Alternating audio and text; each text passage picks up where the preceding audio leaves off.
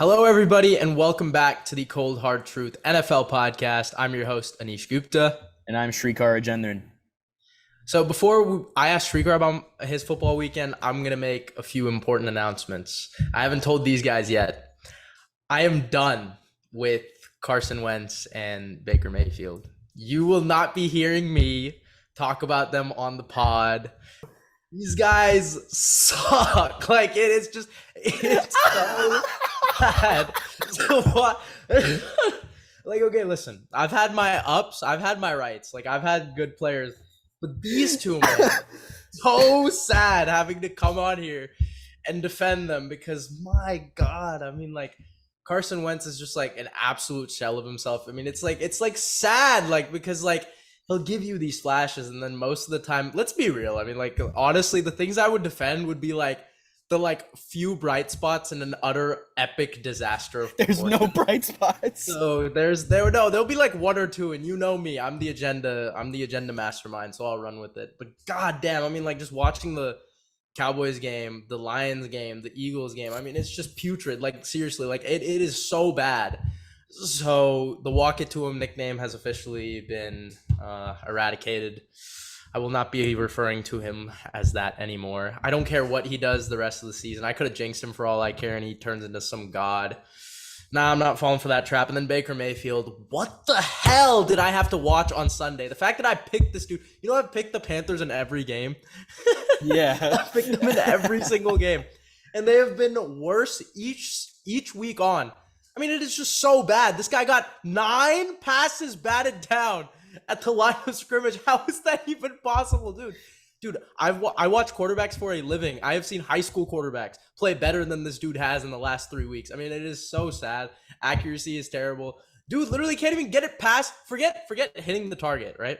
Just get it past the line. I mean, like, dude is getting batted down by like 6'1" defensive lineman. I mean, like, he's like 6 foot. Like, it's just terrible. I don't know what it is. The dude literally cannot see over the gaps of the defensive line. It is so sad.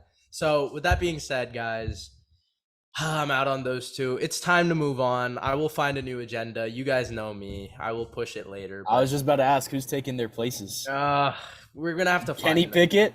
We go from mid to more mid? No, we're gonna have to find some guys. I guess the Jalen Hurts agenda is doing pretty well, but I never pushed it as much as these two. So hey, I'll make a prediction. We're gonna have to find some new ones, but I'm gonna announce my official retirement on pushing for these two guys because they will not be seeing anybody's top 16 anytime soon.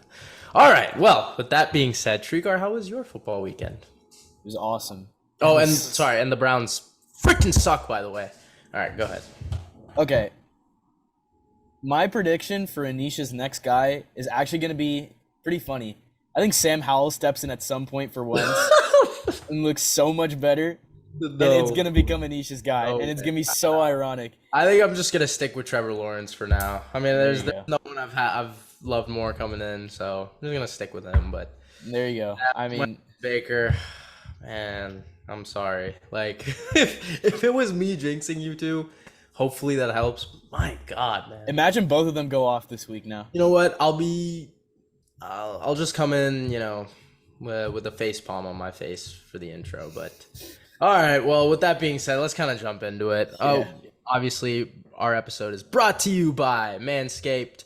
Again, you know, with the NFL teams rolling out their 53-man rosters.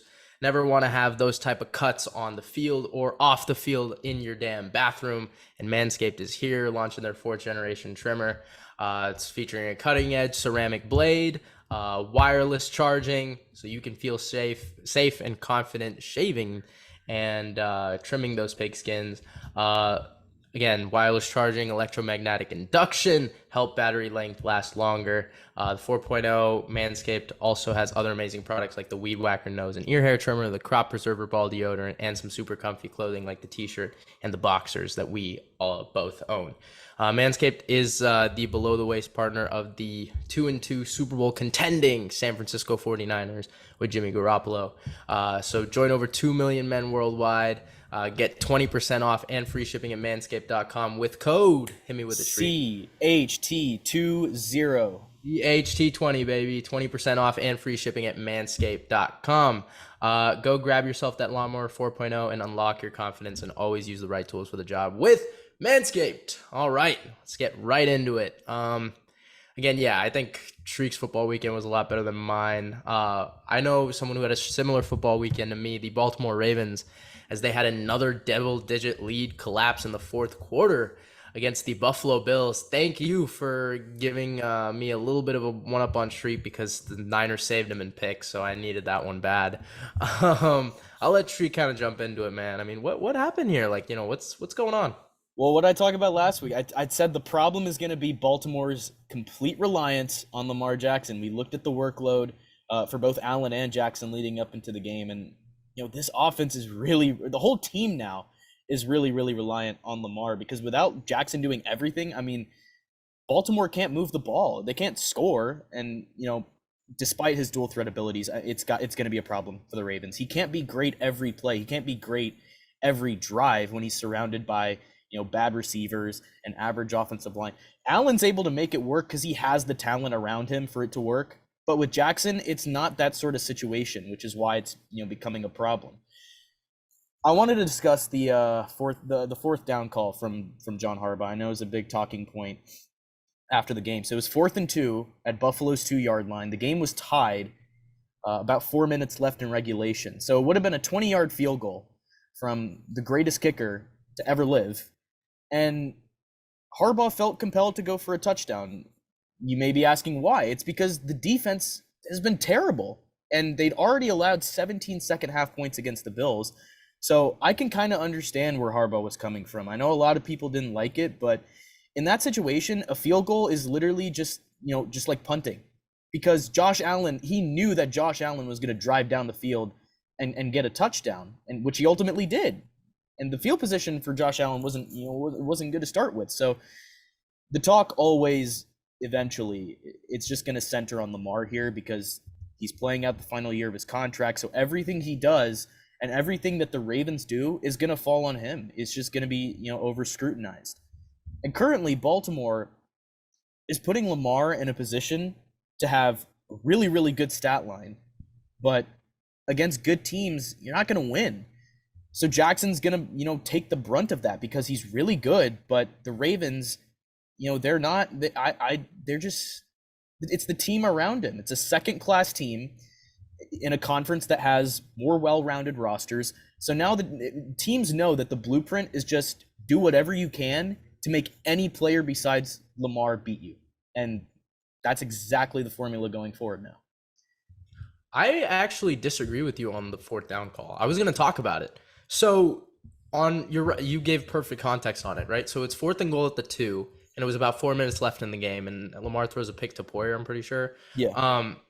So let's talk about that play, right?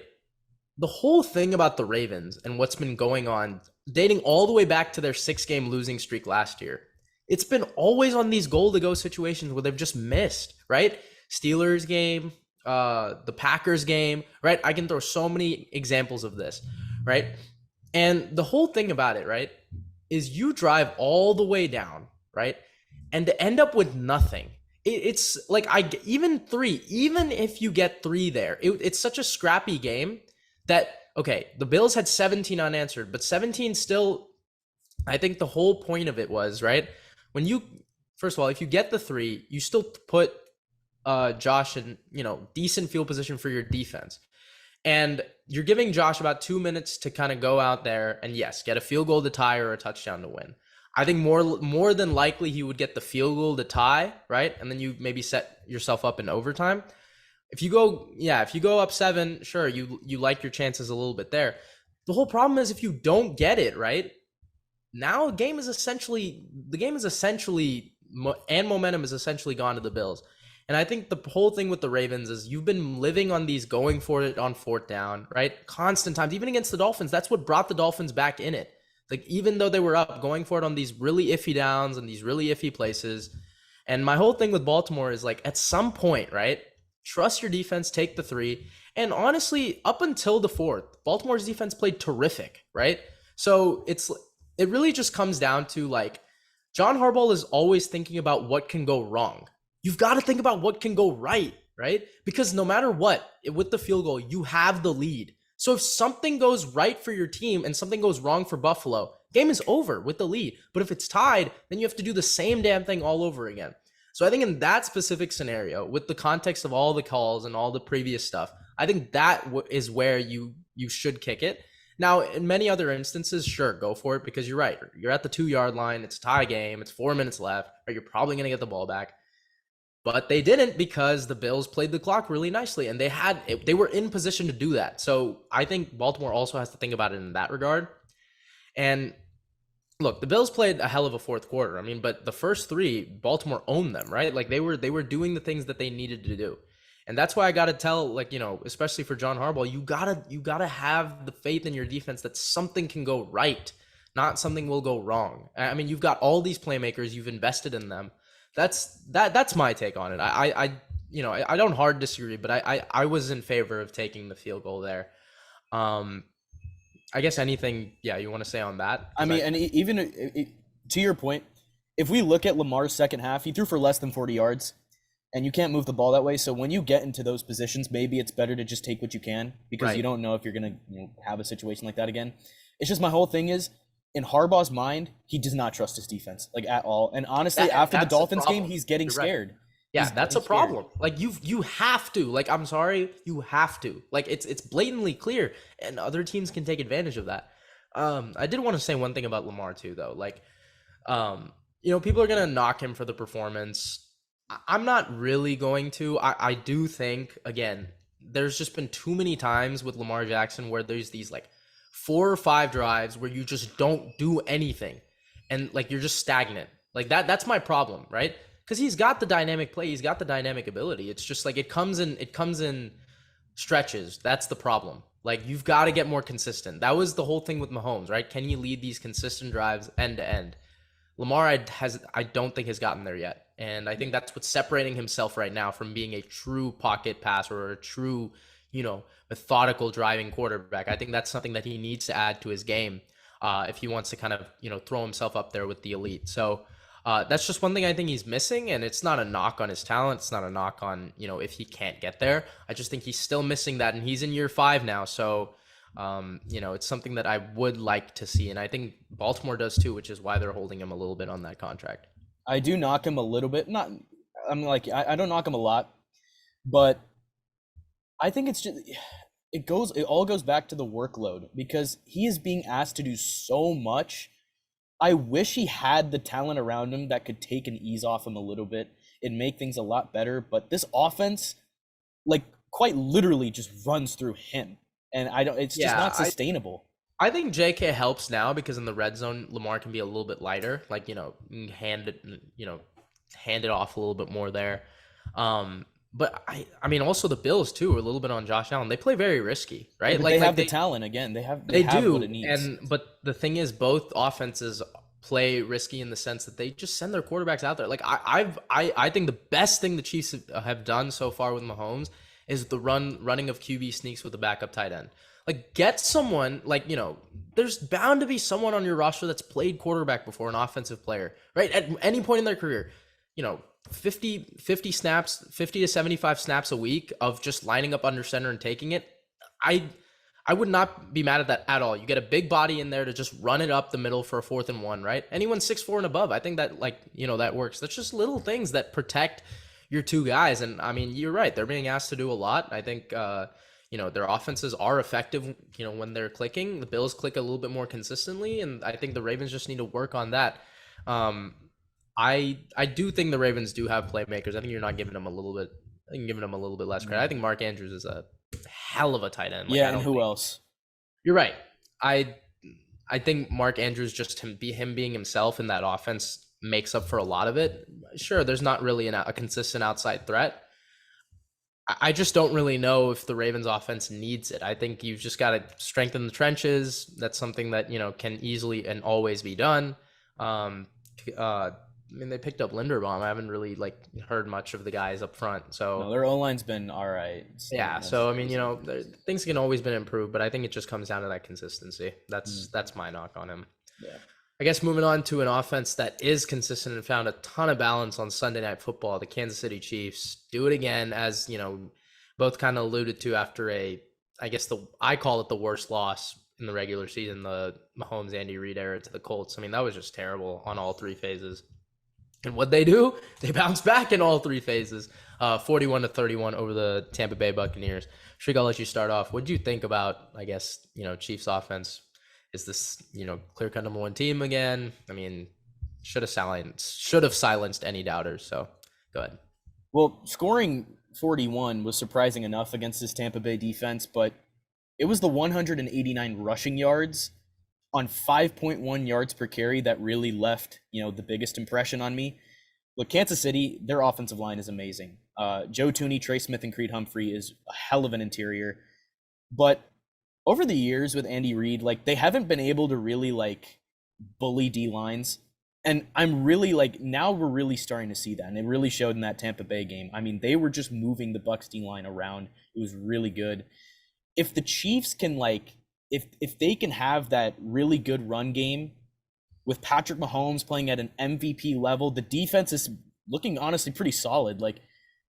They honestly could be the best version we've seen yet. I'm not saying it's going to happen, but it has that potential. Even with no Tyreek, it has that potential.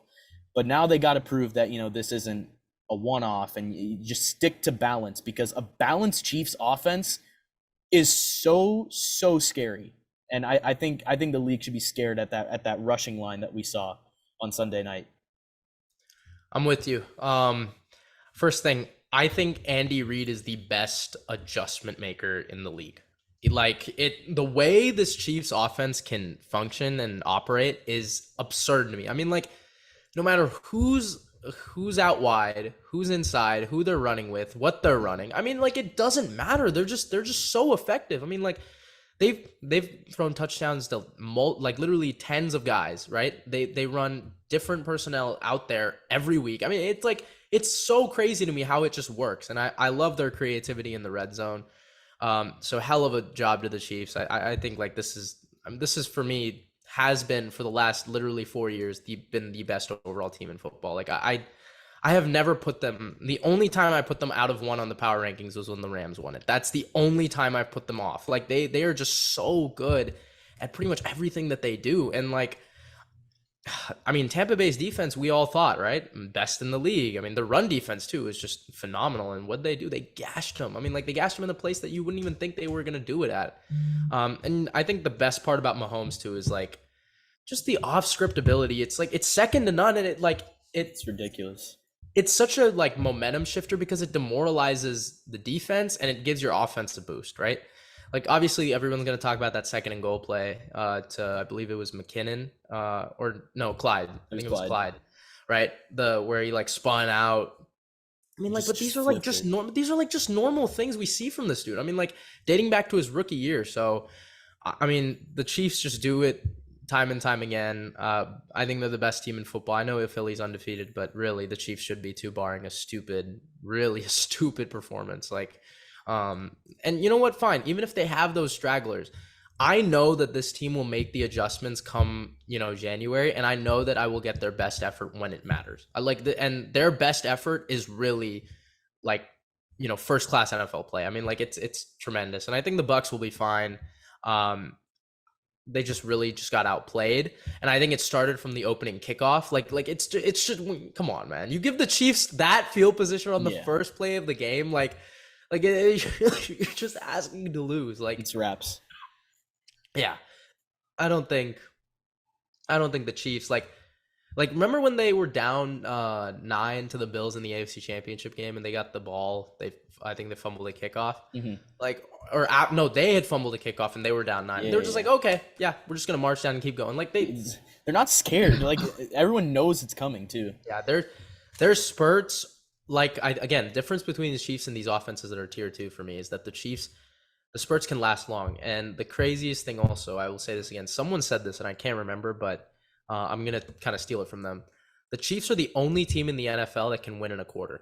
I stand by that. I don't even think the Bills can do it. I think the Chiefs consistently are the only team in the NFL that can win in a quarter, even without Tyreek Hill. That was my biggest question coming in, and they've answered it. So, yeah, they are my best team in football. Hmm. No, I agree. I think the thing, and we've seen like a track record of that actually being true with the Chiefs winning in a quarter. I mean, we've seen it on the biggest stage Yep. in football. So Yep.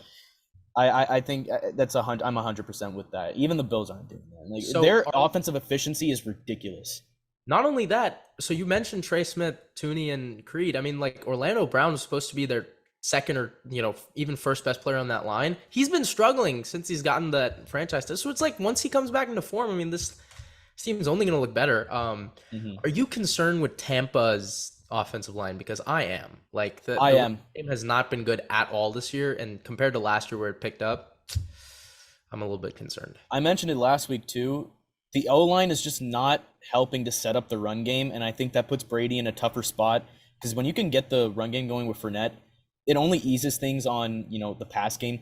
Now with Brady, I'm not concerned about Brady. I mean, he's been fine. People saying he's playing like bad. It's like he's not playing bad. He's been fine for what he's been dealt with. 5-3, like yeah, For what he's been dealt with, he's been good. Especially at 45 years old. Like, come on. But yeah. I'm not. I wouldn't say I'm worried about the Bucs. I am worried about the O-line a little bit. And I think that would be their biggest downfall if they were to go out in the playoffs. I think they play in by far for three teams, the other three teams, I think it's weaker than even the AFC South. Like, that's been known since the offseason. Right, exactly. So they're fine. And also, one thing I think they're really missing Ali Marpet because he's a guard, and then a lot of their runs they'll pull him to the right. They're missing that a lot. You can clearly see it on their outside runs or when they counter right. So big miss there, but again, it's Tom. We can't, you can't really doubt on them. And I think the defense will get their footing. I mean, every bad defense will have that one game where it just collapses. So I think they'll be fine. Yep. All right, now moving on, we're going to do a special segment. I can't believe, first of all, we're already through 4 weeks. I mean, it's quick. Yeah, this is going by. Quick stat. This is tied for 2017 with the most 2-2 teams in NFL history. Our teams are 2-2. Parity. Jack's team is 2-2. Literally every team is, I think, 17 of them. So a lot of them are, really in this bubble where it's like season can go up or it can go down. They're all in this sense of where it could go anywhere, right? And I think we've got a pretty good idea of what teams are going to go up and what teams are going to go down. But we're going to talk about some quarterly awards. What guys we think are our picks right now if the season were to end. So I'll let Srikar start. Who's your guy for Offensive Rookie of the Year? Offensive Rookie of the Year, I'd say for me it's between Olave and Wilson. I'm going to give it to Olave. My thing with Olave, though, is he's getting a lot of his stats in garbage time. But as a route runner, he is so good. Like, he looks really good. He was my pick for he was my pick for Offensive Rookie of the Year going into this year, I believe. I don't think I ever switched it. So I'm going to stick with Olave here. But yeah, it's between the two Ohio State guys. Dameon Pierce has also had a really good year. But yeah, I got to go Olave. Jack's gonna love me for this one. I'm going Drake London. Okay. Gare and Olave have had their standout games, but I think Drake's been a little bit more consistent. And yeah, okay, fine. He got locked down by Denzel Ward. A lot of guys get locked down by Denzel Ward. I think it was his first test. So, I think he's been playing really effective as their number one receiver. I think he's honestly been having to deal with a lot more attention than even Kyle Pitts. So I think he's been making the most of it on the outside. So as of right now, I'd probably pick Drake, but you're right. There's so many things that could happen. If Kenny, comes in, takes the Steelers to 8-9 wins, who knows? Maybe you give it to him. See how it kind of turns out. But yeah, I'm going to give it to Drake as of right now. Dameon Pierce just is too bad of an offense. So yeah, Houston's not getting that sort of recognition. All right, D-Roy, I'm starting with this one. I'm taking this one. Devin Lloyd, that I'm sure Srikar is probably going to agree. But yeah, Devin Lloyd for me, without a doubt.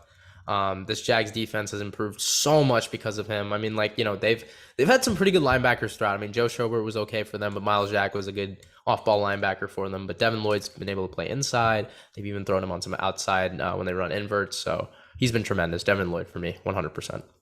I also got to go Devin Lloyd. Do you think Jack is taking Sauce?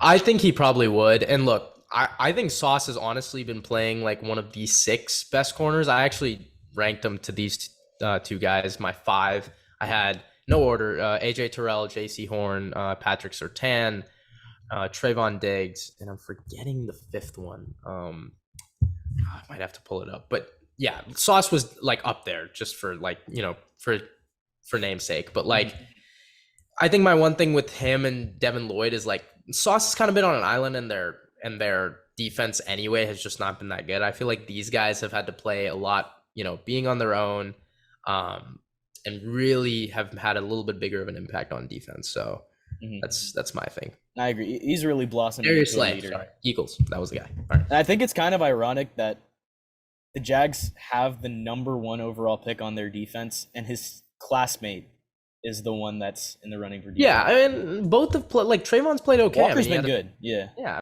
he's been doing his thing. I think he's been a little bit overshadowed by Josh Allen, which I expected. I mean, Josh Allen is 3rd in the league in pressures right now, so no surprise to me there. He's been, or actually tied for 2nd. He's been playing phenomenal. So I think a lot of that has also been able, with Devin Lloyd kind of covering the middle, giving those guys time to really get to the QB. So I think we're good on D-Roy there. Yep. Moving on, we're gonna go offensive player of the year. Srikar, who do you got? This one might be the most difficult one to pick. I'm thinking between Nick Chubb, Tyreek, and I want to say Stephon. I'm gonna go Tyreek. But it's actually really close between him and Chubb, so I'd be fine. Why Tyreek? I'm curious. Why? I'm gonna go Nick Chubb. He's playing like the best back in football right now. Honestly, I would not be surprised. It's at the point where I wouldn't be surprised. They're playing the Chargers this week. If he runs for 200 yards, I would not be surprised whatsoever. I mean, he is the engine of this Browns offense with no Watson, with Jacoby Brissett in there. I mean, he has had to bear a lot more, and he's really rised up to the challenge. I think Nick Chubb, I think he's the guy. I mean, I think it's gonna change, a lot as we keep going through the season, but I think through 4 weeks, I'm gonna go with Chubb. I have never seen an offense rely on a running back the way the Browns do it with him. Like, it's crazy how he dictates what goes on, and pretty much every big play on offense has to do with him or like any momentum. That's a really good pick. I probably would agree with you, but I'll stick with you on that one. I think Nick Chubb is a good pick, just because of what he's doing with that offense. It's crazy to me. So hopefully, he can continue, knock on wood for that boy, but we need it for sure. And moving on to our next award, defensive player of the year. I get to start with it. I'm going with Nick Bosa. I don't think it's like that much of a debate anymore after that Monday night game. I actually had Parsons 1, Bosa 2 coming into the year, so it's cool. I mean, I guess they flip-flopped after week 4. Parsons has been quiet last couple weeks. And then, Myles Garrett's probably never going to win one. I've kind of accepted that now as a Browns fan. So, Bosa, 30 pressures, which is 8 clear of the next guy. I mean, my God. I mean, like, this dude is just... He's phenomenal. It's like, it's not even funny how good this guy is, especially off the edge. He's so powerful, and he's a dude that can just, what do you call it? He can bend like no other. He's got incredible dip. 6 sacks on the year too. So, I mean, I believe he had 14 pressures literally on week He 4. had 14. Yeah, so tied for the in one game most in the last, I think, like 10 years or something like that. I mean, last time we saw something like this was Aaron Donald, 2021 last year. So, hell of a game, man. And I think that just vaulted you into number 1 for my DPOY rankings. Yeah, Anish said the bulk of what I was going to say. The Niners are the best defense in the league. Nick Bosa is phenomenal. 6 sacks, 30 pressures, 14 in one game is incredible. He is a force to be reckoned with. But Bosa's got to be my defensive player of the year as well. Yeah, I don't think this dude is crazy, man. All right, moving on. Let's go comeback player of the year. Shreek, I'm pretty sure I know who you're going to pick here, but let's throw it out there. Barkley. It's got to be Barkley for me. He looks exactly like 2018. And that's kind of crazy to me because I actually came into this year thinking that under this new coaching staff, he'd be done. But it's been the exact opposite. We've seen, a real resurgence with Brian Daboll, and I think he really looks like a top 3 back. Like, he looks really, really good right now. So Barkley's my pick here. Sure you don't want to go CMC? No, I'll go Saquon too because of the Because of the narrative, but honestly though, he's also been proving me wrong. I didn't expect this type of burst coming off 2 years of the ACL, but actually, more studies are kind of coming out that like players the first year just aren't really right with it, and then the second year they can rely on it a little bit more. I think Saquon's showing that, and he's having a hell of a year. I believe he's second in the league in rushing for good reason. He's first. No. Chubb still won. But he's not. Are you serious? I'm checking with you right now. Saquon's at 1 with 463. Chubb is in second, 459. Oh, by 4. Yeah. Damn, really? And then Miles Sanders is at 3. Like, wow. Oh, did they? Oh, their game ended after. That's why. Okay, because I think Chubb, they didn't update. Interesting. All right. Well, Saquon is the rushing leader. That's really cool. Mm-hmm. Yeah, he's got his team 3-1, and say what you want about who they've played. I mean, you got to play whoever's on your schedule, and they've won 3 out of the 4. So, kudos to them. Saquon is comeback player of the year. Let's move on to coach of the year. Who you going with? Or no, it's me, right? Yeah, it's Go my guy, Nick Sirianni. Let's go. I'm happy with it. I guess my runner-up would be Kevin O'Connell, which I had him flip-flopped again. But oh well. I'm happy with if either win it. I think Sirianni's doing a hell of a job. The Eagles can run the football like no other. They've also shown some pretty good highlights passing the football. Jalen Hurts has been an MVP candidate through 4 weeks. Loving the Eagles. Yeah, it's got to be Nick for me. And mainly because the Eagles have shown they can win in like a bunch of different ways. Obviously, we saw the amount of turnovers they were able to force in this last game against Jacksonville. The week before, 9 sacks against Washington. And then the first 2 weeks where it's just Jalen Hurts was putting on a clinic. The offense could do absolutely no wrong. So I'm also going to go with Nick Sirianni. And yeah, I think second would be O'Connell, third McDaniel. But yeah, I Honestly, agree. yeah, Mike would probably be second, I would say. It's a tough call. I would give it probably to Mike over Kevin, but the thing is, like, I mean, yeah, because I think the Dolphins would have beaten Cincy had they had Tua, but it is what it is. But yeah, hell of a job to all 3 of those guys. Moving on, I believe it is last but not least MVP. Shriek, who is your MVP so far? It's a little complicated. If I had to vote right now, I'd say Jalen Hurts. First in yards per attempt, 5th in passing yards, 10th in QBR, 205 rushing yards, 8 total touchdowns. I mean, he'd be my MVP through 4 weeks. However, if this was, if we were looking into the future, and if I had to say who would be my pick to an MVP in January, I'd say Mahomes. So right now I'd say Jalen Hurts, but I think Mahomes is ultimately going to end up with it because, look, when Mahomes is at his when Mahomes is at like the apex of what he can do, no one's stopping him. Like no one's touching him. Like he's just that good. But yeah, if we were looking into the future, yeah, but I think since this is just current, I'd say Jalen's my MVP. Yeah, I'm really trying to find a way to say something different than what Shriek is saying, but I'm really with him on this. I will say one thing. I think these 2 are going to headline it. And I think what it's gonna come down to is which quarterback has this like couple of bad game stretch, because one of them is going to, like, there's going to be a couple games where we're just like, they're not looking the same as they were to start the year, right? And like everyone's gonna be like, what's going on, right? And like I think that slump, or however many games it is, 1 or 2 is just gonna knock one over the other, and I think that's what's gonna kind of cost them at the end. But you're right. If I were to have to bet on someone to end it in Jan, I'm going to lean a little bit more favorably to Mahomes, just because there's going to be that whole knock, right, where like the Eagles are just not playing teams that are good, and Mahomes is just going to get more of that primetime attention where he just steal the hearts of people. But for the Eagles too, it's kind of a lose-lose, because it's like if you lose to one of these teams, your MVP stock is going to kind of get thrown out the window, right? Like, I mean, they really will be favored in every game except maybe the Packers game. So like that's the next like 6-7 weeks, bro. Like, so they could really start 10-0. So I mean, it's just gonna be hard. There's gonna be one of those games where you just don't win, and I think that's the problem with Philly. So you're right. Got to go with Mahomes long term. So moving on with the week 4 recap, let's go into some week 5 stuff. Starting with our week 5 fantasy starts / sits. We did okay last week, I think. I mean, Tyler Lockett did. As I said, he'd have his yards, he got his points. So I'll let you go ahead with your fantasy start. Actually, let's switch it up here. I'm gonna say my start and my sit to make it go a little bit quicker. But so typically, I go to the tight end pool if I can't find a sit of the week. But I'm actually going there for my start. And my start this week, one of Anish's guys, David Njoku against the Chargers. Hey. He's been really good these past couple of weeks. He's been targeted a lot. He's getting more receptions. If we think back to last year when the Browns faced the Chargers, I mean, Njoku had a great game. I'm expecting an encore performance on Sunday. He'd be my start.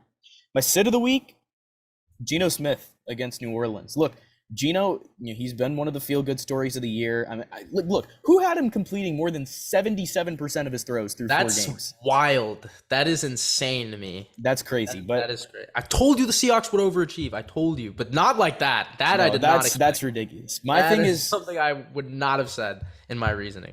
My only reason why I have him as a sit, though, I just don't like the matchup this week in comparison to Detroit. New Orleans is a lot more stingy against the pass. Life will be a little more difficult for Geno. I think we're in for a bit of a letdown game from him this week. But yeah, Geno Smith is my sit and Njoku is my start. All right. Well, I'm going to throw out a sit. And this one I'm very scared about, but might be Michael Pittman tonight versus Denver. I mean, like, well, this will probably come out on Friday, so I should probably give a guy on Sunday. But I'm kind of nervous about him coming in against PS2. The Colts offense just has not been good. And, I mean, like, for a reason, like, this team has just not been, kind of up there. I'll say a start, though. I think JK, I'm confident starting against the Bengals on Sunday night. I think he gets some red zone touches there. But yeah, sit. Probably Pittman. I'm not too hot on this kind of coming in, especially against PS2 at Denver. Another potential sit would be Travis Etienne again, but yeah, those would probably be my guys. Okay. Yeah, I don't disagree with any of those. I mean, because Pittman is a guy that you feel like would start every week, right? But I mean, but no, Surtain's been playing too good. Yeah, so I think that's probably what I would roll with. Also, be wary of Penny. He had an insane game, but Saints defense does play a little bit well, and he's questionable. But moving on, you know it, we know it, we love it, you love it. Our favorite segment, Week 5 picks. All right, Shriek, run them down. How'd it go last week? Jack has got a stranglehold on first right now, 42-21. Fans have a shot. I mean, they're sitting at 40-23. Both of us are tied at 36 wins, but who knows? This is a big week, one that could include some variance. So let's get it started. Indianapolis versus Denver, Thursday Night Football. I'll start on this one. The Broncos have been underwhelming, but look, the Colts are just a flat-out mess. Denver gets Indy on the road, banged up, on a short week. I'm taking the Broncos. This is so bad because it's like Denver's been playing bad, Indy's been playing bad, and yeah, because the Raiders took them down, right? So Denver with no Javonte. This is a really tough matchup. No Taylor for the Colts. You're right. I think that's probably going to be the reason why I go Denver. Okay. Yeah, it's a tough call here, but at home, you screw this one up, man. This is what we call a mid-off, but let's go over to the London game, the Giants and the Packers. I'll let you start here. All right. So I'm excited. I'm really excited to talk about this game because you know what this reminds me of? This reminds me exactly of what happened Week 5 last year. The Bengals were 3-1. The Packers were 3-1. And everybody was like, hold up, this is now a test, right? Because remember, since he was like, nobody expected anything from them, right? And then they start winning games. Okay. I think this is going to be a similar test for New York. And I actually think they're going to play really well. Like, I don't think they're going to get blown off. I think this is a game that comes down to the wire. Even with Taylor starting. Yes. But I'm going to still go with GB. But I do think that the Giants do play up to standard, and I think they shock a lot of people with that. The Bengals, remember, it came down to there were 4 missed kicks, remember? Yeah. Kind of like the Steelers game, and then I think Crosby finally banged one in there. Yeah, I think it's going to come down to like a close game. I just don't think the Packers have the talent to really blow out teams, as we've kind of seen. I mean, okay, yeah, Chicago, but It's Chicago, They right? got, they got the talent. They got the talent. I don't on offense. I don't know on the outside. Let's see. But I do think the Giants play up a little bit. But I'll go with Green Bay. Yeah, the Giants have been, surprised. The Packers have been a little disappointing, but both of them are 3-1, mainly because Green Bay is so much more talented than most teams. I think the Packers are going to prevail here. I also agree. I think the Giants could keep this a little close, especially being in London. Anything can happen. But I'm going to roll with Green Bay. I'm going to roll with Rodgers. Pittsburgh and Buffalo. Oh my God! Have you seen the Steelers' offense? The line is -14. Yeah, the line could be -28. Give me the Bills. All right, give me the Bills. So funny because they beat the Bills last year in Buffalo. Yeah, and it's not going to happen. I can't see it happening. I mean, that was a week 1 game. I can't see it happening in week 5 when teams are, a little bit stronger now with more of an identity. Give me the Bills. If they lose, man. Yeah. That would be something. I mean, that would be altering. But The Chargers and the Browns, I'll let you kick this one off. Yeah, all right. This is going to be my time to rant about the Browns. We suck. What the hell, man? I mean, come on. Okay, actually, no. I'm going to say this. So, dating back to week 5 of last year, I've been home for about 8 games, at my house. This is my college apartment, but I've been home for 8 games. We're 1-7 in those games, and the only game we won was the Browns-Bengals game, Case Keenum versus Brandon Allen. The thieves wouldn't let me watch at Srikar's house because we had to see Wentz collapse against the Jags. So I really haven't seen. So every game I've seen at home, we're 0-7. Well, I'm here this weekend. That being said, we suck. We had 3 D linemen injured, and the Falcons literally had a drive where they ran 10 plays, all 10 times. And they won. Marcus had 7 completions. Yeah, and they won. I mean, I don't know. We just play we lose the game for ourselves. Give me the Chargers here. There's just no way I'm picking this team. The Browns might be the better team. Don't do this. The Chargers barely beat the Texans, and were blown out by the Jaguars in the last 2 weeks. Screw it. I'm going Browns. I hate this team, man. As I said, Nick Chubb could run. You know what? I might on Sunday just switch solely based off the superstition that I'm watching from here and watch them win. That's also a part of it. Bro, it took a 104 fever and me having to literally go to the hospital for me to go home because I was I knew the Browns I was gonna have to watch it at home and I knew they were gonna lose to Atlanta. This had all the makings of it. I mean, 3 of our starting D linemen out. As I said, if Nick Chubb runs for 200 yards in this game, I would not be surprised. Brandon Staley, I'm completely out. Pretty confident. I've told these guys too. I'm pretty confident fans will pick Chargers, and I'm pretty confident Jack will as well. So I might switch. I'm fine going lone wolf here, but Bears Vikings. Look, the Vikings have a knack to make games like this interesting, but I think it's me, right, on this one. No, you took the Browns. No, but I think you went. Oh, you went first. Oh, go ahead. Yeah, no, the Vikings, as I said, they have a knack to make games like this interesting, but I don't think the Bears have enough firepower to win, so I'm going to take Minnesota here. Yeah, give me Kevin O'Connell. Literally, that's all I need to say. All right, Pat's Detroit. Is it me? Yep, it's you. Check this out.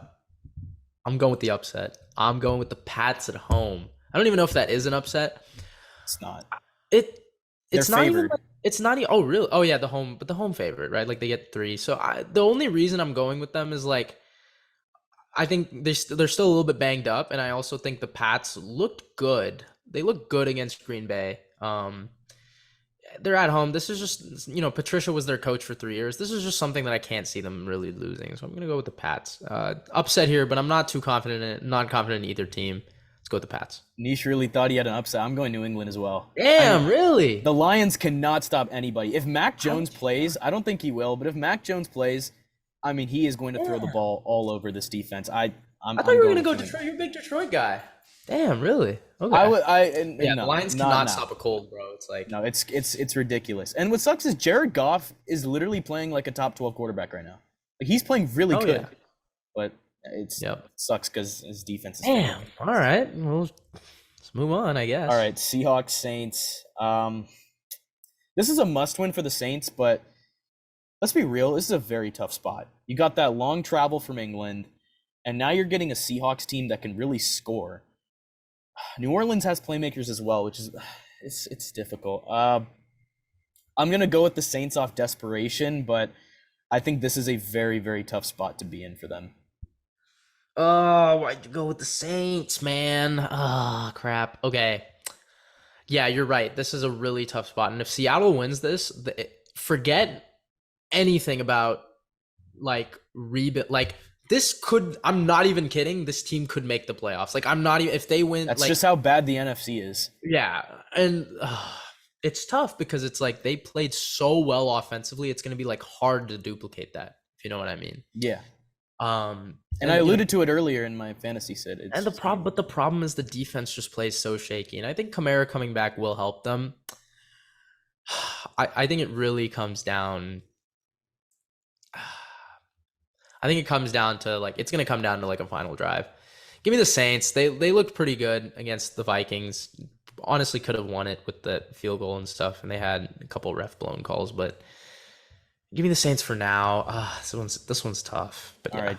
Dolphins, Jets, Teddy Bridgewater starting. I'll let you kick this one off.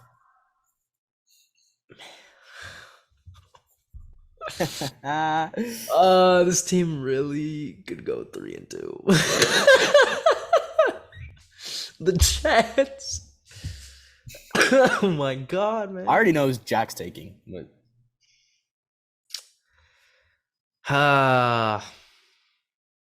give me the Jets at home.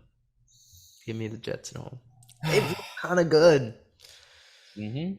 Here's the thing. Give me the Jets. The Jets are getting a beat-up Dolphins team. Tua's on the sideline. It's a really weird spot for Miami, and it's not one that in a divisional game I don't think I could pick them. So I'm also going to go with the Jets here. Oof. It's so tough knowing the nature of these divisional games and the unpredictability already coming in with this season. So that's a tough one, but okay. I've been getting a lot of easy games to start off with. So I got the Falcons and the Bucs here. It's tough to see the Bucs losing 3 straight. Oh, come on, man. Let alone at home. Tom Brady, he will significantly outplay Marcus Mariota, and that'll be the main difference. I'm taking the Bucs. If the Falcons win, honestly, with the way the season's been, I will come on here and do 10 jumping jacks to start the show. Tampa's winning. There is no way that the ATL is winning this game. Yeah. All right, so we're both going Tampa. Only one difference through the morning slate so far, but we got a couple more games. Tennessee and Washington. I'll let you start here. Tennessee. Yeah. Ryan Tannehill. Yeah, Tennessee is playing well. They won 2 straight. Played okay. I don't know about well. They played okay. They're doing good enough for the AFC South. Meanwhile, Washington's lost 3 straight games. Anish is out on Carson Wentz, which I never thought would happen, but he looks lost. I'm also going to take the Titans here. Houston and Jacksonville. That's another easy one for me. The Jaguars are showing real progress. The Texans are not. I think Jacksonville's going to handle business at home, so I'm going to go with them in that game as well. Yeah, I don't want people to take too much from Trevor's 5 turnovers, and I know that might was in the rain. Yeah, like and they were up 14-0. Sure, they kind of beat themselves up on it, and they like could not score for like 2.5 quarters. But I think they'll be fine. They still only gave up 29 points despite all those turnovers, and like it was a run-heavy team. Yeah, give me Jacksonville. All right, the Niners and the Panthers as we start the afternoon slate. On this. Yeah, you can start. SF in a heartbeat. I mean, like this team. Carolina wins, I'm gonna die. Like this is gonna be so funny. No way this is the first time I'm picking against Carolina, by the way. But yeah, no way Carolina wins this game. Give me SF. I mean, the Carolina genuinely has looked like the second worst team in football. I actually, honestly, if Houston and Carolina were to play, I think Houston would have a good shot. The streak continues for me picking the Niners, and this is all I have to say. Baker Mayfield against the Niners defense. That's it. That's all I got to say. I'm taking SF. Yeah, that didn't go so well last time either. So let's Yep. I guess and Bosa and Mayfield matching up again. I really like that. I really like that. And Mayfield being worse than I like that. The Cowboys and the Rams. I'll start here. The Rams are struggling offensively, but the defense, I mean that defensive line could make this, a game. It could make it a long day for Cooper Rush. I'm going to take LA. It is a pretty tough pick. I think at some point I can't pick against the Rams at home here. I just can't. It's going to be a Cowboys home game, by the way. But I'll go with the Rams. I don't think Cooper Rush has to lose at some point. Narratives, baby. Give me that guy number 10. Give me the Dallas Cowboys. Look, what have I been trying to tell you? Since the mini game last year, Cooper Rush has ran the offense better than Dak. I don't want to. Dak. This is still Dak's job. He's looked phenomenal. I mean, look at the he's fine. I'm with it. He's fine. Great starter. Sorry, great backup. No, I am this with is Dak's the Cooper job. Rush agenda. I am with it. I'm against it. Nah. Let's. If we're going too far, we're going too far with it. This is Dak's job still. All right, guys. All right. I'm going to defend Dak. Dak. Sean McVay fan on the planet, but if they go in there and beat this team, the Cowboys match up really well with the Rams. Really well. Oh yeah, the Rams can't block. So they play very similar to how San Francisco has been playing.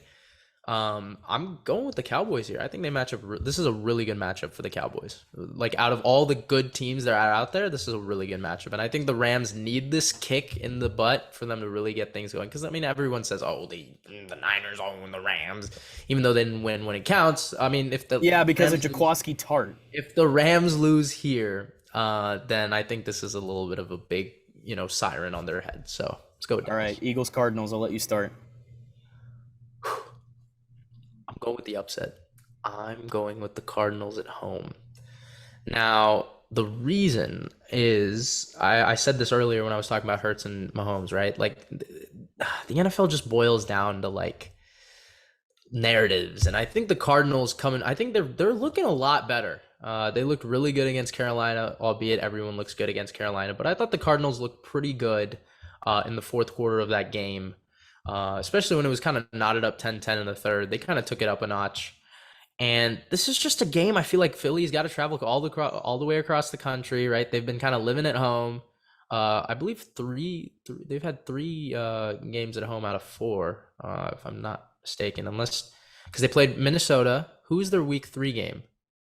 Who was it? Oh, Commanders. Oh, no, it was at Commanders. Never mind. But they've stayed in the East Coast throughout the entire season. Now they got to come over here. Give me the Cards in an upset. This one, At some point, the Eagles are going to lose. Is this? I was really questioning if this was a trap game because you got the Cowboys next week, but it's tough for me to even pick Arizona against a decent team right now. So I'm taking the Eagles, but it has trap game vibes written all over it. And as I said, Philly's going to lose at some point, but as I outlined in the previous episode, I don't see that coming soon. Cincy Baltimore Sunday Night Football. I'll kick this one off. This is the best game of the week in my opinion. Whoever loses, you're 2-3.